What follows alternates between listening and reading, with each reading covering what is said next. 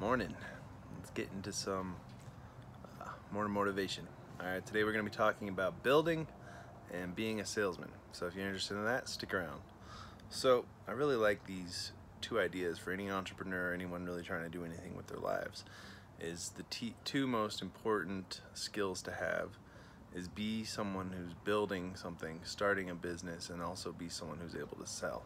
And where these two paths meet is really where you can see the most growth and the most production. So we'll start first with being a builder. So in order to be someone who builds something, you have to be someone who starts something. Now, so many people are afraid of failing, but you have to fail every day anyways if you really want to get where you want to go. You know, the truth about being an entrepreneur is you got to bleed every day, and then you just keep working at it, and eventually, you know, in 5-10 years or whatever, you're going to reach a point where you've bled so much and you've built so much that it's just impossible that you don't succeed, and that's when you really get the real breakthrough, you know. So lots of people take day jobs because they're scared of building on them, working on themselves, and they just want to get a paycheck, and that's just their life. But if you really want to have true success, you have to be someone who starts, who builds, who bleeds, and then it's almost inevitable if you keep at it and you keep consistently working towards an end goal that you'll get there, and the rewards will be much more fruitful than if you just took the safe path, right? So how do you become someone who starts something?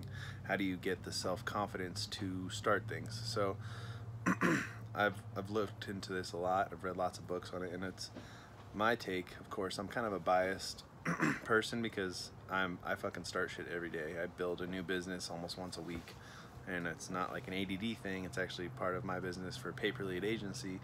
I build these businesses and then I monetize them by selling the leads to other local businesses and things like that.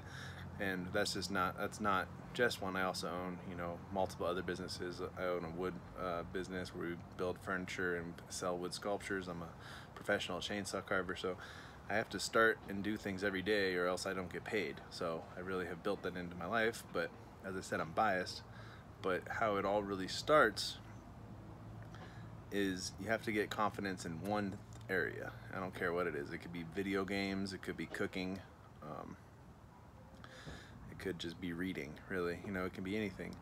But once you get this self-confidence in one area or one aspect of your life, you build that up and you work your ass off in that thing. And it should be something you enjoy. It doesn't have to be anything that turns into really any fruitful category, but it just has to be something that you can build upon, that you can have confidence, that you can share with other people, you know. And so you take those skills, you know, let's just go with video games. I know it's kind of silly, but a lot of people think they're really good at video games.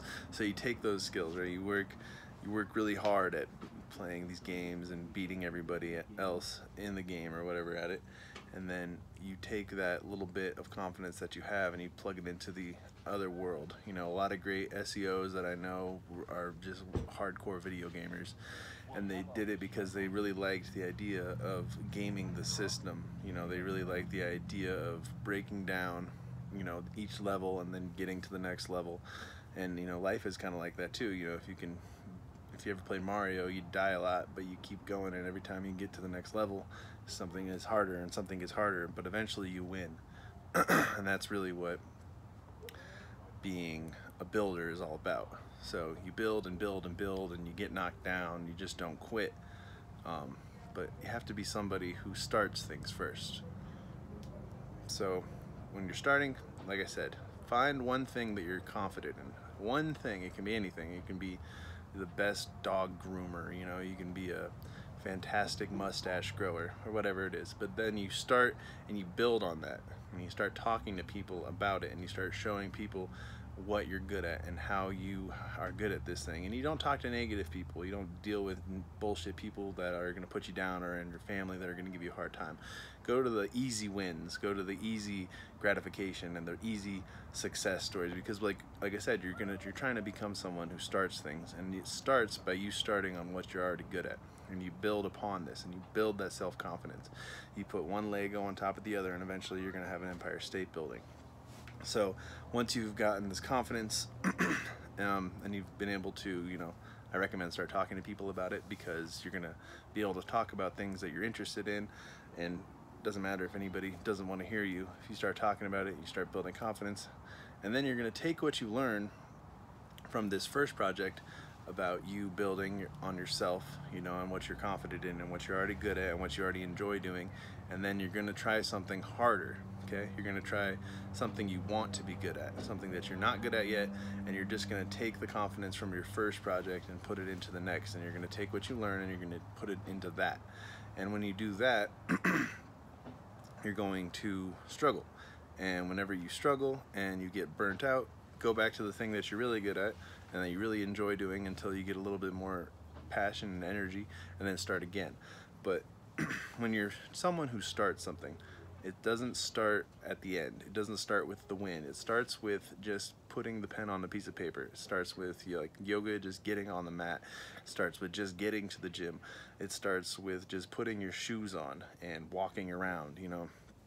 Little things like this will build into great habits and build into great, you know, sizable things for you. The next thing, like I said, so you have to be someone who starts, and then you have to be someone who builds. And whenever you're building, there's going to be multiple problems. There's going to be multiple things that go wrong, and you just have to understand that that's part of it. It's not like world's out to get you.